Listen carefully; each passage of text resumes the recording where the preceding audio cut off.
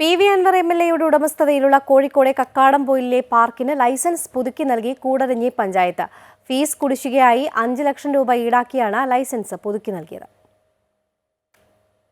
Panchayat licence ഇല്ലാതെയാണ് park പ്രവർത്തിക്കുന്നതെന്ന വിവരാവകാശ രേഖയുടെ അടിസ്ഥാനത്തിലുള്ള ഹർജി ഇന്ന് ഹൈക്കോടതി പരിഗണിക്കാനിരിക്കെയായിരുന്നു ഇന്നലെ ലൈസൻസ് പുതുക്കി നൽകിയത്.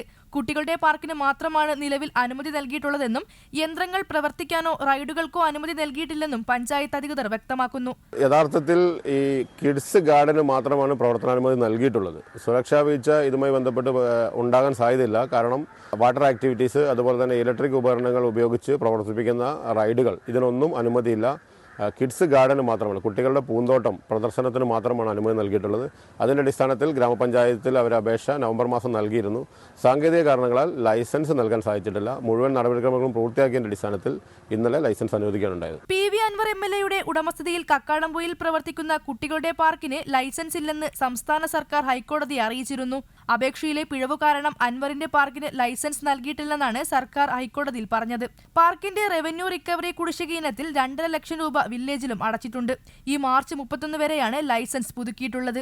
കേരള നദീ സംരക്ഷണ സമിതി മുൻ ജനറൽ സെക്രട്ടറി പി.വി. രാജനാണ് പാർക്കിനെതിരെ ഹൈക്കോടതിയെ സമീപിച്ചത്. കൂടരഞ്ഞി വില്ലേജിലെ അതീവ അപകട സാധ്യതയുള്ള മേഖലയിൽ ജിയോളജി ഡിപ്പാർട്ട്മെന്റിന്റെ കൃത്യമായ അനുമതിയില്ലാതെ കുന്നിടിച്ചു നിരത്തിയാണ് വാട്ടർ തീം പാർക്ക് നിർമ്മിച്ചതെന്നാണ് ഹർജിക്കാരന്റെ പരാതി. ലൈസൻസ് ഇല്ലാത്ത പാർക്ക് അടച്ചുപൂട്ടണമെന്നാണ് ഹർജിക്കാരുടെ ആവശ്യം. അമൃത ന്യൂസ്, കോഴിക്കോട്.